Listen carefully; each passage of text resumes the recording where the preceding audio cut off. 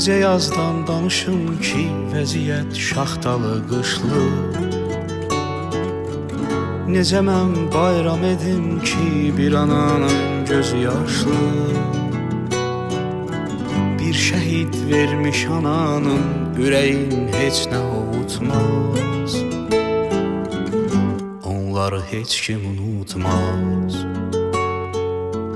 Sigaret birbirinin ardına qəndən calanarmış.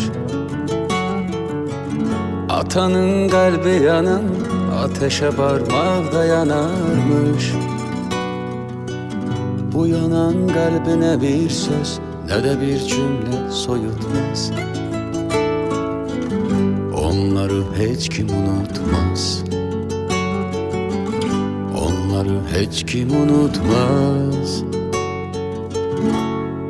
Bu derdi yazan sanmaq mı olar? Otsuz bu kadar yanmaq mı olar? Siz can verdiniz, bizler yaşaya. Hiç hakkınızı danmaq mı olar? Bu derdi yazan sanmaq mı olar?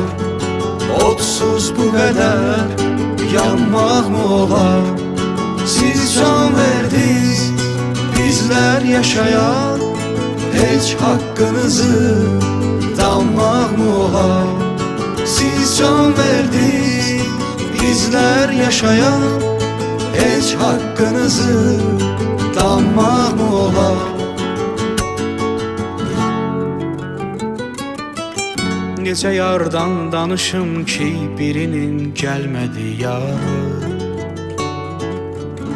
Bu böyük dərdinə dərd ortağıdır indi məzarı. Ona dünyanı da versən, yerin əlbəttə ki tutmaz. Onları heç kim unutmaz. Ne kadar pencereden boylanar esretle uşaklar.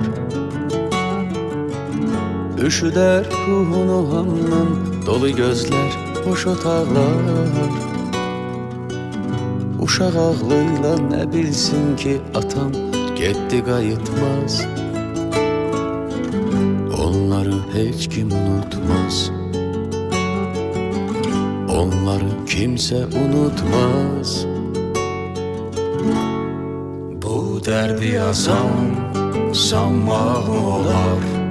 Otsuz bu kadar yanmaq mı olar? Siz can verdiniz, bizler yaşaya. Hiç hakkınızı danmaq mı olar? Bu derdi yazan sanmaq